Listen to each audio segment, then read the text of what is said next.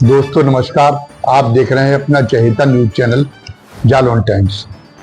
लोकसभा चुनाव परिणाम आने के बाद से भारतीय जनता पार्टी में बड़ा आंतरिक विग्रह पनप रहा है, बहुत ही बेचैनी व्याप्त है, क्योंकि पार्टी के जो कर्णधार है उनको कतई उम्मीद नहीं थी कि हमें पहले से कम सीटें मिलेंगी, बल्कि वो तो 400 के पार जाने की उम्मीद संजोए हुए थे। लेकिन हुआ ये कि वो अकेले दम पे बहुमत भी हासिल नहीं कर सके। तो इसकी बड़ी कचोट उनके अंदर है और इस कचोट के कारणों के लिए के कारणों की पड़ताल का वो पूरी पार्टी प्रयास कर रही है।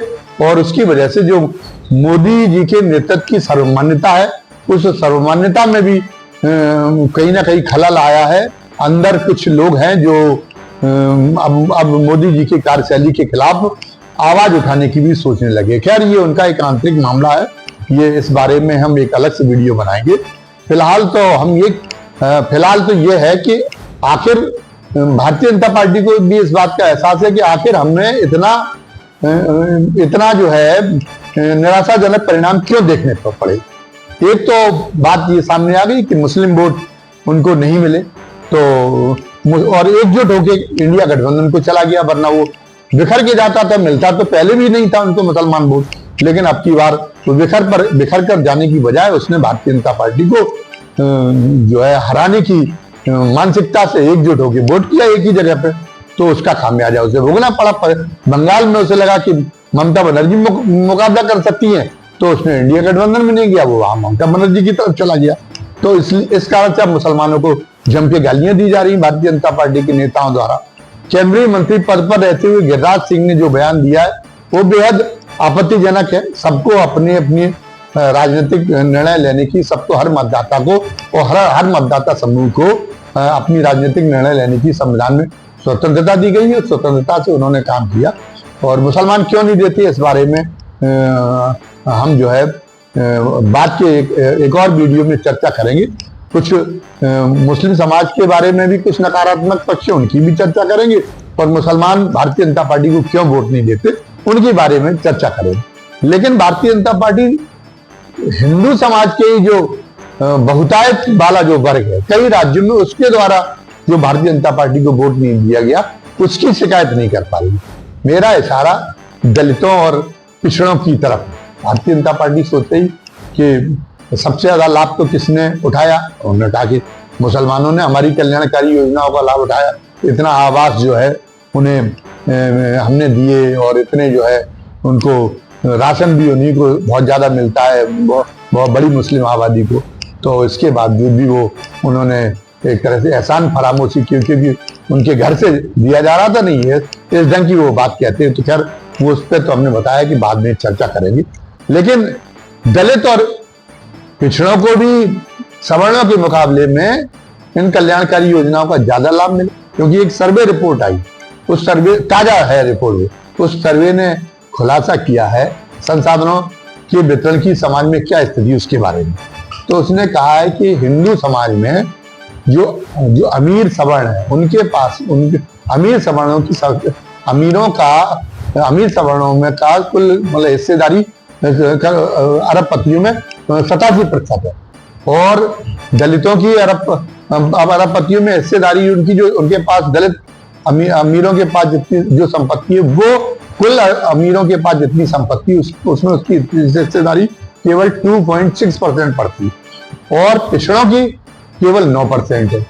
और पिछड़ों की घटी है जबकि सवर्णों की बढ़ी है। एक बात ये भी हुई, तो अगर उनके साथ में कहाँ अन्याय हुआ, कुछ ना कुछ तो आपकी नीतियों में डिफेक्ट था कि जिसकी वजह से वो जो है वो दलित और पिछड़ों की स्थिति इतनी दीनहीन बनी हुई है, और आज भी उसमें सुधार नहीं हो पा रहा। और सुधार के नाम पे आप क्या करना चाहते हैं? आप वही पुराने सामाजिक तंत्र में जी रहे, जहां ये था कि इनको पता चला कि अगर बासी रोटी दे दी जाती थी तो वो ये तो समझा जाता था कि हमने बहुत बड़ा इन पर एहसान कर दिया। वो बहुत ही कृतार्थ वो लोग भी अनुभव करते थे, क्योंकि उस समय वो सामाजिक व्यवस्था में दबे हुए थे। आज तो उनकी स्थिति वैसी रह नहीं गई।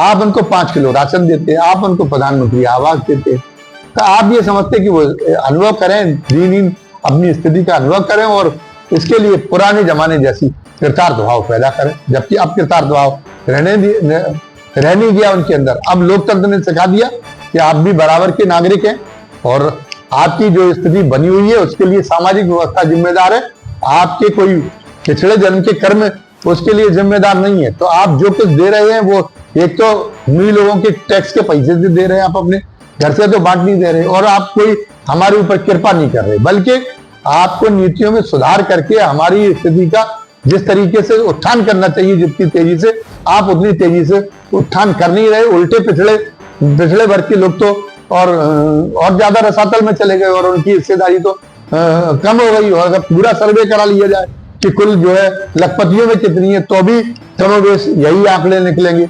आरक्षण की व्यवस्था लागू है लेकिन अभी भी सरकारी पदों पे जो है क्या स्थिति है, दलित और पिछड़ों का जो उनकी जनसंख्या के अनुपात में भागीदारी अभी भी सुनिश्चित नहीं हो पाई। इसके बावजूद भी आप जो है वो आप बात करते हैं कि नहीं वो ये आरक्षण खत्म हो जाना चाहिए। आप आज इस बात को झुठलाने की कोशिश कर रहे हैं, लेकिन आपने उत्तर प्रदेश में शिक्षकों की भर्ती हुई, आपने उसमें पिछड़ों की आरक्षण की चोरी नहीं की थी क्या?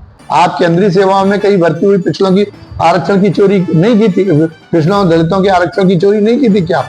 लेटरल एंट्री किया पिछड़ों और दलितों के आरक्षण की चोरी करने के लिए नहीं था आईएएस बना के उसके जरिए, जिसमें आपने अपने तत्कालीन लोकसभा अध्यक्ष ओम बिरला की लड़की को भी आपने अध्यक्ष बना दिया, उनको भी कृतार्थ कर दिया क्योंकि उन्होंने आपकी सेवा करके और कितना मस्तक ऊंचा किया है लोकतांत्रिक व्यवस्था का, ये अब सबके सामने ये खुलासा हो चुका है। तो आपको ये देखना चाहिए था कि ये आप कि उनके संसाधन किस ढंग से बढ़े। संसाधन बढ़ने की बजाय उनके घटने का काम किया और अभी वो इस स्थिति में आ नहीं पाए तो आप जो है उनको जो है वो उनका जो एक थोड़ी बहुत व्यवस्था मिली, व्यवस्था में भागीदारी तो उसको भी खत्म करना चाहते हैं आप।